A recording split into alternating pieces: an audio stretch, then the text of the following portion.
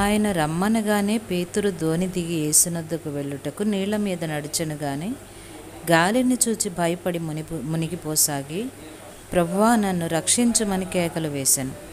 మత్తయి సువార్త 14వ అధ్యాయం 29-30 వచనములు. జాన్ బన్యన్ అంటాడు, పేతురుకి సందేహాలు ఉన్నప్పటికీ కాస్తంత విశ్వాసం కూడా ఉంది.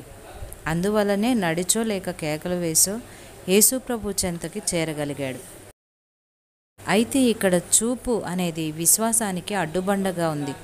తానంటూ ఒకసారి నడవడం మొదలుపెట్టిన తరువాత పేతురుకి చుట్టూ ఉన్న అలలతో ఎంతమాత్రం నిమిత్తం లేదు. పేతురు దృష్టి అంతా క్రీస్తు నిలిచిన చోటు నుండి తన వైపుకి ప్రసరిస్తున్న వెలుగు వైపుకే ఉండాలి.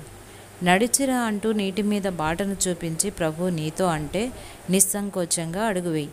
నీ దృష్టిని ఆయన నుండి మరల్చుకో. కెరటాల గాంభీర్యాన్ని లెక్కలు వేయటం ఎంతమాత్రం ప్రయోజనకరం కాదు.